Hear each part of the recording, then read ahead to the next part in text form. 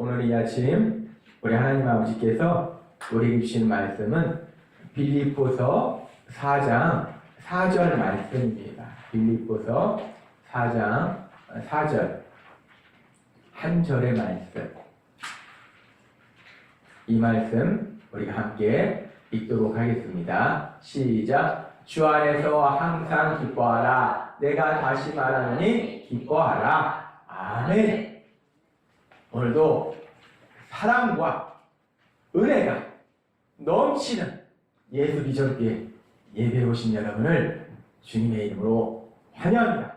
아멘. 오늘도 하나님이 우리에게 주신 말씀을 듣기 전에 우리가 힘차게 선포하고 하나님이 주시는 말씀을 듣도록 하겠습니다. 내게 능력 주시는 나의 주님 안에서 내가 모든 것을 할 수 있느니라. 다 같이 선포하겠습니다. 내게 능력 주시는 나의 주님 안에서 내가 모든 것을 할 수 있느니라. 아멘.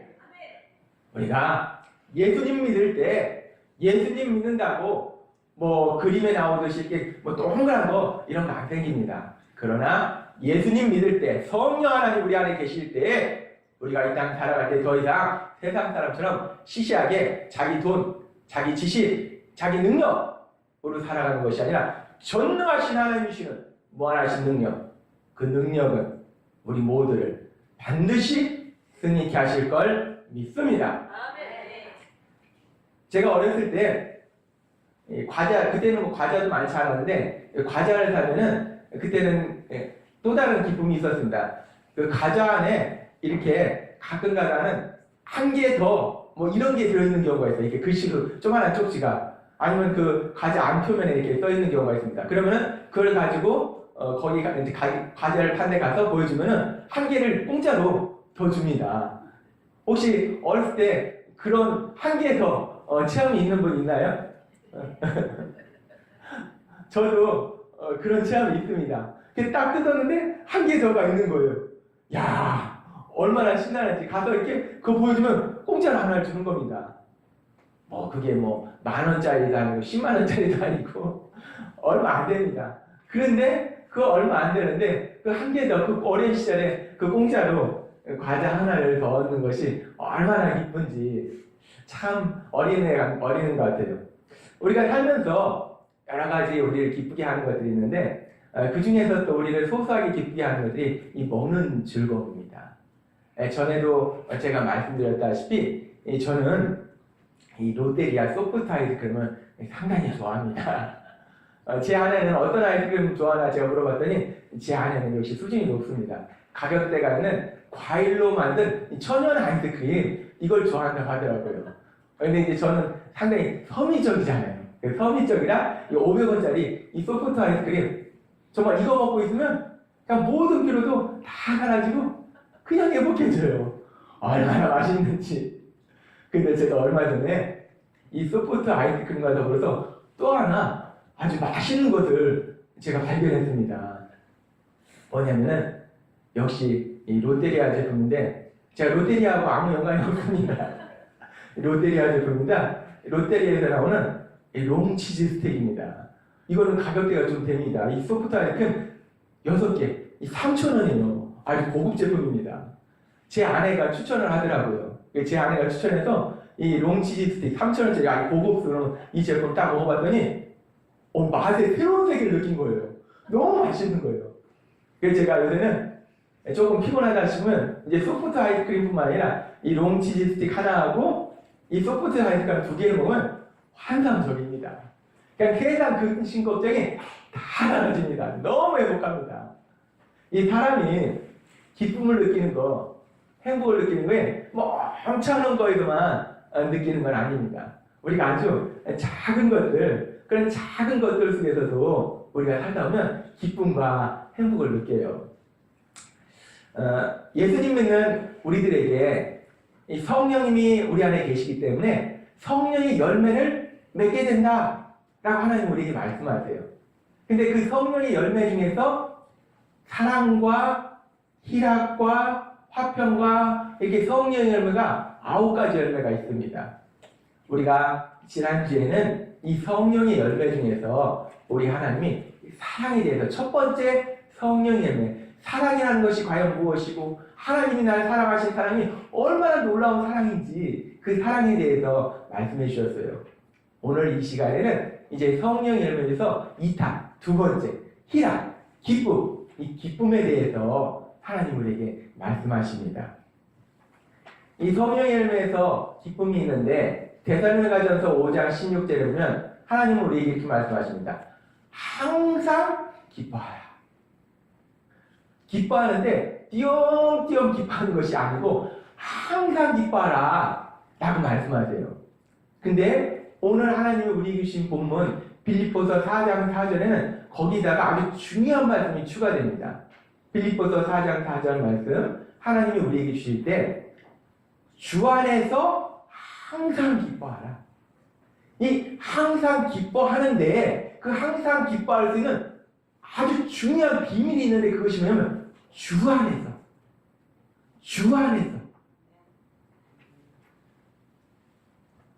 요한복음 15장 4절과 5절에 예수님이 우리에게 이렇게 말씀하십니다. 내 안에 거하라. 나도 너희 안에 거하리라.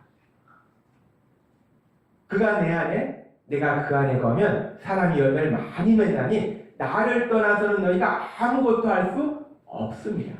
예수님 안에 거해야지 열매를 맺을 수 있고 예수님을 떠나면 아무 열매도 맺을 수 없다 라고 말씀합니다. 이 성령의 열매를 언제 맺을 수 있는가? 예수님 안에 거할 때 성령의 열매를 맺을 수 있다는 겁니다. 예수님 안에 거할 때 성령의 열매 중에서 희락의 열매를 맺을 수 있다는 겁니다. 예수님 안에 거할 때 이 희락의 열매를 위해서 우리가 항상 기뻐하는 삶을 살 수 있다는 겁니다. 아주 중요한 진리, 주 안에서. 근데 오늘 이 자리에 있는 우리들은 어떤가? 우리가 예수님 안에 있는가? 예수님이 우리 안에 있는가? 여러분이 예수님 안에 거하고 예수님이 여러분 안에 거하시면서 여러분 안에 이 성령의 열매, 이 희락의 열매, 이 항상 기뻐할 수 있는 그런 삶으로 우리 하나님이 인도하실 걸 믿습니다. 이 세상 사람들이 무엇으로 기뻐하는가? 제가 생각을 해봤어요. 애들은 뭐 가지고 기뻐하는가? 학생들은 무엇으로 기뻐하는가? 어떤 아이는 아주 특이한 기쁨을 가지고 있는데 이 시험을 잘 보면 기뻐하는 애들이 있습니다. 그래서 올백을 맞아서 기뻐하는 애들이 있어요. 야, 다 맞았네? 그런 아이들은 사실은 많지는 않습니다. 아무튼 그렇게 시험을 잘 봐서 기뻐하는 아이도 있고 어떤 아이는 이 운동을 할 때 기뻐하는 아이가 있습니다. 그래서 수업 시간에는 조용한데 이 운동 시간, 체육 시간만 되면 아주 활력이 넘쳐가지고 신나게 땀을 뻘뻘 흘리면서 그렇게 또 운동하는 아이도 있습니다. 또 어떤 아이는 이 수업 끝나고 친구들과 이 떡볶이집에 가서 떡볶이 먹는 그것을 기뻐하는 아이들이 있어요. 그래서 수업 시간에 선생님한테 무지하게 혼났는데 이 떡볶이 하나를 먹다 보면 그 떡볶이 하나 속에서 제가 소프트 아이스를 먹을 때 모든 이 걱정 근심이 사라지는 것처럼 떡볶이 먹는 그 순간 선생님한테 혼났던 그 모든 것들이 깨끗이 그냥 사라지고 그저 행복해지는 그런 우리 아이들도 있습니다. 또 어떤 아이들은 또 요즘 TV에 나오는 그 가수들, 이 가수들의 노래를 듣고 있으면 기뻐하는 아이들이 있는데 이 가수들 노래를 들으면서 내일까지 해야 될 숙제도 까맣게 잃어버리고 주 안에서 세상 걱정 근심이 없어지는데 세상 근심 걱정 다 사라지고 그냥 기뻐서 우리말로 막 난리치는 그런 아이들도 있습니다. 아이들마다 기뻐하는 것이 다 다릅니다. 아이들은 또 그렇고 그럼 우리 어른들은 뭘 기뻐할까? 나는 뭘 기뻐할까? 우리들은 뭘 기뻐할까? 우리가 기뻐하는 것 중에서 이 뭐니 해도 이 돈입니다. 이 세상을 살려면 돈 필요합니다. 하나님이 돈을 사랑하지 말라고 했지 돈이 필요 없으니까 버려라 라고 하시지 않았습니다. 이 돈 필요합니다. 이 돈이 많으면 기쁩니다. 우리가 이제 어느 집이나 어떤 중요한 부부 모임이 있어서 남편과 아내가 같이 나가야 될 일이 있을 때 우리 아내들이 공통적으로 이 남편한테 하는 하소연이 있습니다. 어떤 하소연이냐면 입고 나갈 옷이 없다는 거예요. 이 남편들 눈에는 옷장에 옷이 가득하거든요. 근데 아내들 눈에는 옷은 많지만 입을 만한 옷이 없다는 겁니다.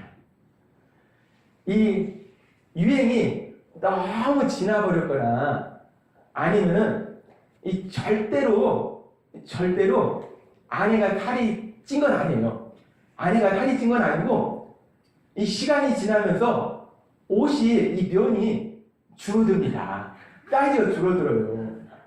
우리나라 옷은 신기한 옷이에요. 그래서 시간이 지나면 아내가 살찐 거 아닙니다. 절대로. 큰일 납니다. 아내가 살찐 거 아니고 옷이 사이즈가 줄어드는 거예요. 그래서 옷이 사이즈가 줄어들어서 아내는 처녀 때문에 그랬는데 이 옷이 안 맞는 거예요. 그래서 옷이 없습니다. 이런 아내의 하소연을 듣다 보면은 우리가 돈이 많으면 아내가 원하는 옷도 많이 사주고 핸드백도 사주고 이 옷하고 핸드백만 있으면 안 돼요. 구두도 맞춰야 됩니다. 구두도 사주고 이렇게 모든 걸 다 사주고 또 우리 자녀들이 원하는 것도 다 해주고 그렇게 돈이 많으면 참 좋을 것 같은데 이 돈이 우리를 참 많으면 기쁘게 합니다. 또 우리를 기쁘게 하는 것은 또 우리가 직장에 다니면서 이 승진하면은 엄청나게 기쁩니다. 근데 사실 이 모든 것보다 더 기쁜 것은 우리가 이제 나이가 들어서 부모가 되었을 때 사실은 내 삶 속에 어떤 일이 일어나는 것보다 내 자녀의 삶 속에 신나고 기쁜 일이 있으면 우리는 그것보다 정말 더 많이 기쁘고 더 많이 행복해요. 그래서 우리의 기도 제목도 항상 자녀잖아요. 자녀의 삶 속에 좋은 일이 있으면 너무나 행복하고 기쁜 것이 우리입니다. 그렇게 우리가 세상을 살면서 이런저런 걸로 기뻐하는데 근데 문제는 우리가 살고 있는 현실은 이렇게 우리가 기뻐하는 그런 일들이 많이 일어나지는 않는다는 겁니다. 이 돈의 문제를 생각해도 물론 이제 사람마다 돈을 버는 액수가 다르겠지만 돈을 아무리 많이 벌어도 사실 우리가 보면은 그 돈에 만족하는 사람이 없습니다. 우리가 보면은 야, 저 돈이면 야, 손자에 그냥 가만히 은행에 넣고 있어도 먹고 사는데 지장 없겠는데 왜 저 난리를 치냐? 더 난리 칩니다. 우리가 보지만 더 난리 칩니다. 그렇게 많은데 이것이 만족을 못하는 거예요. 기쁨을 못 주는 겁니다. 그러니까 조금만 더. 우리 자녀들의 문제도 비슷해요. 사실 우리 자녀들이 다 훌륭하고 좋은데 그럼에도 불구하고 우리는 자녀를 사랑하기 때문에 뭔가 아쉬운 게 있어요. 이게 좋으면 이게 아쉽고 이게 좋으면 이게 아쉽고 뭔가 항상 아쉬워요. 뭔가가 부족합니다. 그래서 우리가 그렇게 기뻐하고 행복한다는 것이 쉽지 않고 근데 더군다나 우리가 세상을 살다 보면 이런저런 문제들을 만난다는 겁니다. 이런 문제, 저런 문제를 만나면 그 문제들이 우리를 슬프게도 하고 절망하기도 하고 화나게도 하고 누군가를 미워하기도 하고 그렇기 때문에 사실 우리 삶 속에서 우리가 항상 기뻐한다는 거 이것이 현실적으로 쉽지 않다는 겁니다. 어떻게 보면은 하나님 우리에게 항상 기뻐하라 말씀하셨는데 항상 기뻐하라는 말씀은 사실 순종하기 어려운데 우리가 순종하기 쉬운 명령으로 바꾸면 항상 염려하라. 그럼 이거 우리가 순종하기 쉽습니다. 그냥 우리의 자연스러운 모습이거든요. 항상 미워하라. 우리 주변에 얼마 전에도 제가 보니까 누군가 미워하는 거 맞더라고요. 미워하라. 이거 자연스럽습니다. 항상 화를 내라. 이것도 자연스럽습니다. 이 항상 기뻐하라는 명령은 사실은 우리 삶 속에 그렇게 자연스러운 명령이 아니고 그 반대의 명령들이 우리 삶 속에 자연스럽다는 겁니다. 근데 그럼에도 불구하고 하나님 우리에게 항상 기뻐하라 라고 말씀하신다는 겁니다. 어떻게 항상 기뻐할 수 있는가? 근데 그 항상 기뻐할 수 있는 것이 하나님은 우리 힘으로 하라고 하시지 않습니다. 우리가 하나님이 아까도 요한복음 15장에서 말씀하신 것처럼 우리가 예수님 안에 거하고 예수님이 우리 안에 거할 때 열매를 맺게 된다. 성령의 열매를 맺게 되고 희락의 열매를 맺게 되고 항상 기뻐하는 삶을 살게 된다 라고 말씀한다는 겁니다. 그러면서 그러면 우리가 예수님 안에 거할 때 도대체 어떤 과정을 통해서 우리가 기뻐하는 삶을 살게 되는가? 제가 이 화학에서 이 연구할 때 항상 그 연구 속에서는 어떤 과정이 있습니다. A가 B로 가고 B가 C로 가고 C가 D로 가고 이런 메커니즘이 있는데 제가 그런 걸 연구하다가 이제 목회자가 되니까 목회자가 돼서도 항상 그 메커니즘이 생각이 나는 거예요. 그러면 예수님 안에 거할 때 대체 어떻게 거하는 것이 우리를 기쁘게 하는가? 그 과정이 어떻게 되는가? 메커니즘이 어떻게 되는가? 그 중요한 단서가 되는 말씀이 요한복음 8장 31절과 32절에 있습니다. 아주 중요한 중간각에 아주 중요한 진리의 말씀이 이 말씀에 있어요. 하나님이 저에게 이 말씀을 깨닫게 하시더라고요. 요한복음 8장 31절과 32절은 이렇게 말씀하세요. 그러므로 예수께서 자기를 믿은 유대인들에게 이르시되 너희가 내 말에 거하면 참으로 내 제자가 되고 진리를 알지니 진리가 너희를 자유케 하리라. 아멘. 예수님 말씀 안에 거하면 진리를 알고 진리가 자유케 한다 라고 말씀한다는 겁니다. 우리가 예수님 안에 거한다. 그것은 예수님의 말씀 안에 거한다는 거예요. 예수님의 말씀 안에 거한다. 그러면 제자가 된다는 겁니다. 그럼 제자는 진리를 안다는 거예요. 이 진리가 우리의 모든 염려, 근심, 슬픔, 분노 이 모든 것에서 이 모든 부정적인 감정에서 자유케 해서 우리를 기쁘게 한다 라고 성경은 우리에게 말씀하신다는 겁니다. 제가 학창시절에 무지하게 기뻤던 그런 사건이 있었는데 이것도 중학교 때 일어났던 사건입니다. 중학교 때 제 삶 속에 여러 가지 많은 일이 있었던 것 같아요.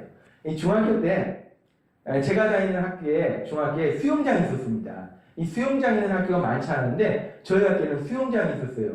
왜 수영장이 있었느냐? 저희 체육 선생님이 이 대전 충청 지역 수영 대표 수영 코치였어요.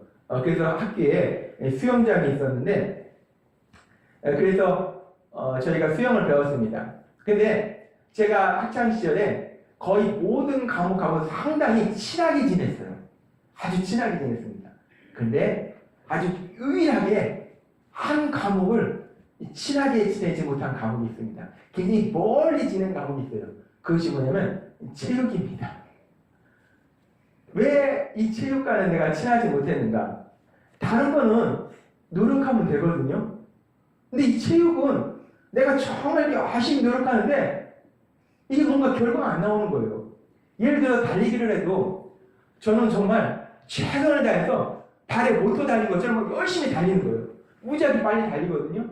그게 달리는데 친구들하고 달리다 보면 그렇게 열심히 빨리 달리는데 이렇게 앞에 보면 제 친구들이 다 앞에 가 있는 거예요. 아주 이해할 수가 없습니다. 도대체 이해가 안 되는 거예요. 그러니 제가 이 과목과 친할 수가 없습니다. 아무튼 이제 체육 선생님이 수영 선생님이라서 우리가 수영을 배우고 이제 수영 시험을 치렀습니다. 수영 시험을 치르는데 수영 시험을 치를 때 선생님이 수영거리가 짧으면 이 아이들에게 점수도 낮게 주지만 체벌을 했어요. 불러서 때렸습니다. 이제 제 차례가 됐습니다. 제 차례가 돼서 제가 또 성실하잖아요. 그래서 수영을 열심히 했습니다. 숨을 참아가면서 그냥 그만할까? 좀 더 참아야 돼. 좀 더 참아야 돼. 숨 참아가면서 그냥 발도 열심히 부르고 손도 열심히 해가지고 정말 열심히 해가지고 이제 지칠 대로 지쳐서 이 정도면 어느 정도 갔을 것이다 라고 생각해서 이제 자리에서 일어났어요. 그랬는데 아주 신기한 일이 나왔습니다. 분명히 그렇게 오래 열심히 했으면 저 멀리 나갔어야 되는데 누가 나를 들어다가 출발점 근처에 갖다 놓은 거예요. 이 말도 안 되는 이해할 수 없는 일이 일어난 겁니다. 저 얼마나 황당했겠습니까? 또 그것을 보는 우리 체육 선생님은 얼마나 황당했겠습니까?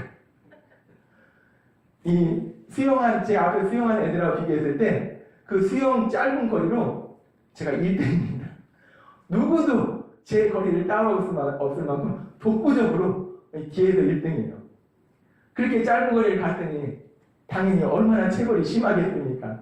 그래서 제가 이제 체벌을 받으려고 선생님에게 걸어서 이제 한참 거의 출발점이니까 한참 걸어가야죠. 그 무리를 터벅터벅 걸어갔습니다. 체육 선생님은 보통 무섭습니다. 이 공포의 선생님입니다. 근데 또 제가 학창시절에 개인적인 체벌은 딱 한 번밖에 받은 적이 없어요. 그것도 잘못해서도 아니고 선생님이 저를 잘 모르는 선생님이 오해해가지고 나중에 미안하다 했거든요. 체벌 받은 적이 없는데 그 공포의 체육 선생님한테 체벌 받으려고 가고 있으니까 얼마나 무섭고 얼마나 두렵겠어요. 그래서 제가 두려움 속에 떨면서 한 발짝 이 체육 선생님한테 갔습니다. 이 체육 선생님한테 갔는데 체육 선생님이 저를 보시더니 화를 내시는 것이 아니라 이 체육 선생님이 이 무서운 체육 선생님이 씩 웃으시는 거예요. 더 무섭습니다. 무슨 의미지? 저 웃음은 무슨 의미지? 더 무서워요. 공포가 막 온몸이 떨릴 정도로 공포가 밀려옵니다. 뭐지? 나 이제 죽었구나. 그래서 제가 체육 선생님한테 가까이 가니까 체육 선생님이 말씀하시는 거예요. 가봐. 넌 괜찮아. 가봐. 그 순간 제가 얼마나 기뻤겠습니까? 어휴, 살았다. 어휴, 살았다. 선생님, 감사합니다. 그리고 신나게 그 자리에 도망 나왔습니다. 저는 체육 선생님이 제가 다른 과목하고 다 친하니까 저를 많이 사랑하나 보다 그렇게 생각을 했어요. 근데 시간이 지나고 제가 가만히 생각해보니까 체육 선생님이 저를 사랑한 게 아니고 이 체육 선생님이 너무 어이가 없는 거예요. 아니 어떻게 운동을 못해도 저렇게 못하냐? 아니 저게 가능해? 체육 선생님은 운동을 잘하시잖아요. 더군다나 운동을 잘하시는 이 체육 선생님 입장에서는 도저히 제가 이해가 안 가는 겁니다. 체육 선생님이 쟤는 때려서 때립니다. 그래서 선생님이 가봐. 넌 괜찮아. 가봐. 라고 하셨구나. 제가 나중에 제가 깨달았습니다. 아무튼 이렇게 그 무서운 체벌 받을 줄 알고 갔는데 체육 선생님이 용서하신 그 순간 얼마나 기뻤는지 상상해보세요. 얼마나 기뻤겠습니까? 선생님 감사합니다 하면서 제 자리에 다시 부를까봐 그 자리를 도망나왔던 그런 추억이 있습니다. 좀 방향을 달리해서 여기 계신 분 중에 혹시 세상을 살면서 잘못해서 법원에서 재판을 했는데 한 10억 정도 물어내야 된다 라는 판결을 받은 분이 있나요? 없겠죠? 그러면은 그것보다 조금 더 죄를 많이 져서 한 징역 1년 내가 판결을 받은 적이 있다. 징역 10년 판결을 받은 적이 있다. 나는 사형 판결을 받았는데 놀랍게 사형을 받고 이 자리에 왔다. 성경은 우리에게 이렇게 말씀합니다. 누가복음 23장 33절에서 34절에 우리가 이해할 수 없는 말씀을 성경은 말씀하세요. 뭐라고 말씀하시냐면 해골이라 하는 곳에 이르러 거기서 예수를 십자가에 못 박고 두 행악자도 그렇게 하니 하나는 우편에 하나는 좌편에 있더라. 예수께서 큰 소리를 불러 이르시되 아버지 내 영혼을 아버지 손에 부탁하나이다 하고 이 말씀을 하신 후 숨지니라. 하나님이신 예수님이 육신을 입고 이 땅에 오셨다라고 성경 말씀합니다. 근데 그 예수님이 십자가에서 돌아가셨다라고 성경은 또 말씀한다는 겁니다. 왜 예수님이 십자가에 돌아가셔야 됐을까? 이것이 예수님 믿지 않는 사람들이 이해할 수 없는 미스테리라는 겁니다. 예수님은 하나님이시라며 전능하신 능력이시였다며 성경에는 예수님이 이 땅을 만드셨다며 그리고 예수님이 오셨을 때 도저히 치료될 수 없는 병자들도 치유하시고 기적도 행하시고 귀신도 쫓아내시고 이런 놀라운 능력을 예수님은 가지고 계신데 왜 예수님이 피조물에 불과한 인간들한테 핍박과 조롱당하시고 왜 예수님이 십자가에 돌아가셨대? 왜 예수님이 돌아가셔야 된대? 도저히 예수님 믿지 않는 사람은 이해할 수 없는 겁니다. 성경은 이 부분에 대해서 이렇게 말씀합니다. 이사야서 53장 6절에 하나님이 우리에게 말씀하실 때 예수님이 왜 십자가에 돌아가셨는지에 대해서 말씀합니다. 이사야서 53장 6절에 우리는 다 양 같아서 그를 행하여 각기 제 길로 갔거늘 여호와께서는 우리 무리의 죄악을 그에게 담당시키셨도다. 성경은 하나님 예수님이 왜 십자가에 돌아가셨는가에 대해서 말씀할 때 우리의 죄를 대신 짊어지시고 돌아가셨다라고 성경은 말씀한다는 겁니다. 그러면 여기서 우리가 한 가지 궁금한 게 있습니다. 제가 아까 여러분에게 질문 드렸지만 나는 법원에서 10억에 벌금을 내야 하는 판결도, 징역 1년도, 징역 10년도 그런 세상들 내가 누구 돈을 도둑질을 했어, 누굴 때리기를 했어, 내가 사기치기를 했어. 우리가 뭐가 그렇게 죄가 많다고, 우리 죄가 그게 얼마나 된다고. 제가 예수님 믿기 전에는 제가 죄인이라는 것을 도저히 이해할 수가 없었어요. 도저히 이해할 수가 없었습니다. 저는 착한 사람이라고 생각했습니다. 근데 내 죄의 크기가 도대체 얼마나 큰가? 왜 예수님이 십자가에 돌아가셔야 되는가? 우리 죄의 크기에 대해서 성경은 이렇게 말씀합니다. 에스겔서 18장 20절에 범죄하는 영혼은 죽을지라. 로마서 6장 23절에 죄의 값은 사망이요. 죄를 지은 사람은 죽음이고 죄의 결과는 사망이다 라고 성경 말씀하세요. 그런데 또 성경 말씀할 때 로마서 3장 23절에 모든 사람이 죄를 범하였으며 모든 사람이 죄인이라는 겁니다. 그리고 그 죄의 값은 사망이라는 겁니다. 그 얘기는 뭐냐면 우리 모두는 죄를 지었는데 그 죄의 판결이 사형이라는 거예요. 우리는 사형 판결 받은 죄인이라는 겁니다. 그러면서 성경 말씀합니다.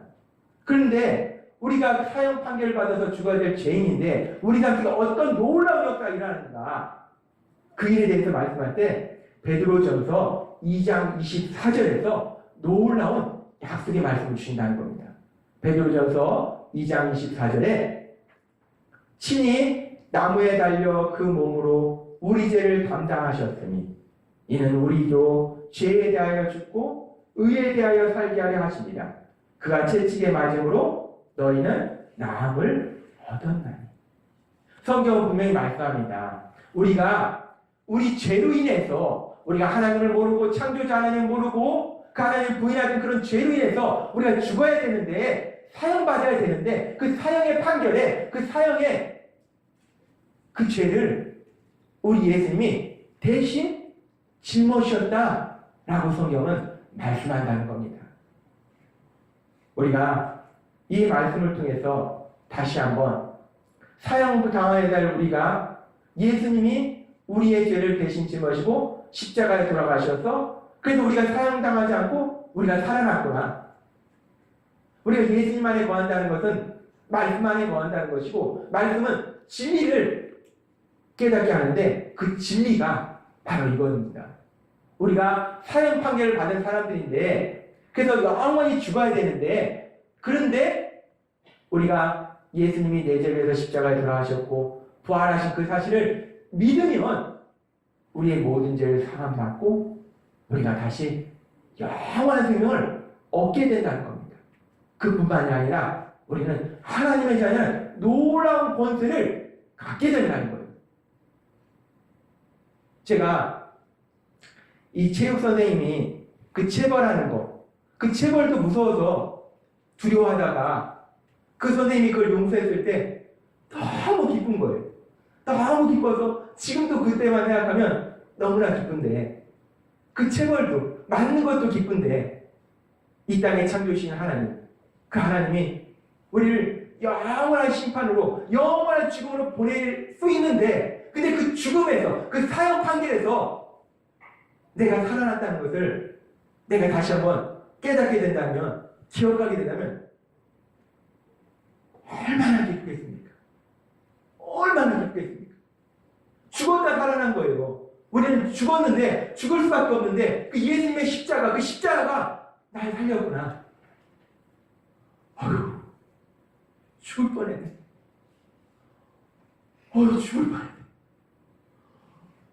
살았어. 죽을 뻔했는데 살았어. 죽을 뻔했는데 살았어. 얼마나 기쁘겠습니까? 얼마나 기쁘겠습니까? 우리가 예수님 안에 거한다는 것은 이 진리가, 내가 죽을 뻔했는데 살아났다는 이 진리가, 이 구원의 기쁨이 우리를 모든 염려 근심에서 자유케 하고 또 올라온 기쁨으로 인도한다는 겁니다. 우리가 세상을 살면서 무엇으로 기뻐합니까? 이런저런 세상의 일들 기뻐할 일 별로 없어요. 그러나 그 순간들마다 우리가 이 진리를 예수님 안에 거하고, 그래서 말씀을 통해서 이 진리를, 내가 죽어야 되는데 내가 살아난 겁니다. 죽을 뻔했는데 살아났어. 죽을 뻔했는데 살아났어. 감사합니다. 죽을 뻔했는데 살아나서 감사합니다. 이 진리가 우리 안에 임하면 얼마나 기쁘고 얼마나 기쁠까.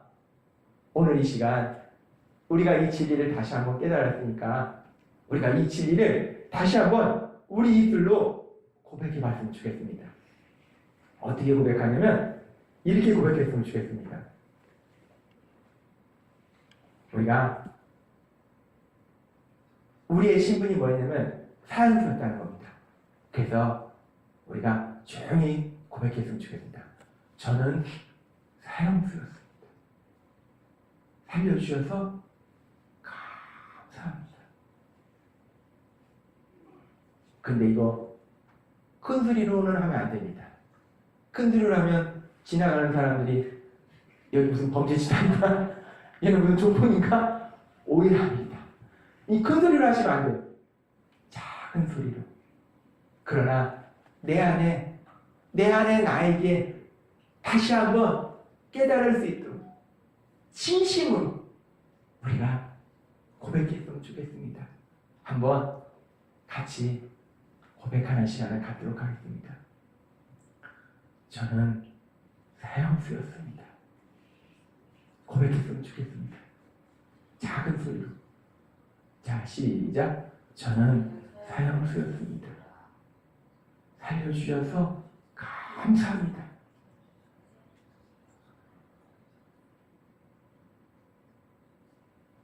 내가 사형수였다는 것이 받아들여지나요? 사형수였는데 날 살려주신 것이 받아들여지나요? 우리가 살면서 이런저런 일을 만나지만 그 모든 일 속에서도 우리가 기뻐할 수 있는 것은 내가 사형수였는데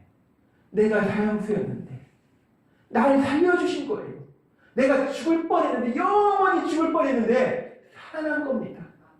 얼마나 기쁩니까? 얼마나 감사합니까? 이 구원의 기쁨이 여러분 안에 차고 넘치기를 바랍니다. 우리가 이 사실을 믿는다면, 내가 죽을 뻔했는데 살아났다는 이 사실을 믿는다면, 내가 죽을 뻔했는데 살아난 것을 예수님이 십자가에 돌아가셔서 날 살리신 것을 믿는다면, 그 예수님이 부활하신 것을 믿는다면, 부활하신 예수님이 지금도 내 삶 속에서 전능하신 능력으로 역사하신다는 것을 믿는다면, 그 예수님은 지금도 우리 삶을 가장 좋은 길로 인도하고 계심을 믿습니다. 우리 위해서 가장 좋은 것을 예비하시고 우리를 그 길로 데려가시고 지금 이 시간 우리를 그 가장 좋은 곳에 적응할 수 있도록 변화시켜가는 과정이 있다는 겁니다. 오늘 주님은 우리에게 말씀하십니다. 우리가 이 땅 살아갈 때 성령의 열매인 기쁨을 마음껏 누려야 되는데 무엇으로 기쁨을 누리는가? 세상적인 것으로 항상 기뻐할 수 없지만 우리를 구원하신 그 구원의 기쁨, 내가 사형수였는데 내가 살아났구나, 사형수였는데 살아났구나, 이 기쁨이 여러분 안에 차고 넘쳐서 그 기쁨으로 이 땅을 살아가고 또 기쁨으로 살아가는 중에 하나님의 하신 그 놀라운 능력을 마음껏 체험하는 여러분이 되시기를 주님의 이름으로 축원합니다. 기도드리겠습니다. 하나님 아버지 감사합니다. 오늘도 말씀을 통해서 다시 한번 우리가 이 땅 살아갈 때 무엇으로 기뻐하는지 우리를 기억하게 하신 주여, 우리가 예수님 안에 거할 때 우리가 진리를 알게 되고 그 진리의 말씀은 내가 사형수였는데 예수님이 날 살려주셨다는 그 진리의 말씀이, 그 구원의 기쁨이 우리 안에 가득할 때 그 구원의 기쁨으로 항상 기뻐하는 삶을 살 수 있을 줄 믿습니다. 우리 안에 그 구원의 기쁨, 그 구원의 기쁨이 차고 넘칠 수 있도록 역사해 주옵소서. 예수님의 이름으로 감사하며 기도드립니다. 아멘. 이 시간 주여 한번 보시고 통성 기도하실 때 주님,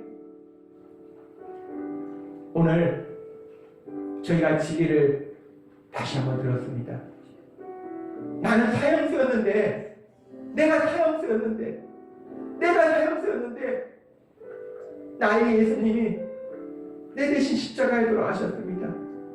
그래서 날 살려주셨습니다.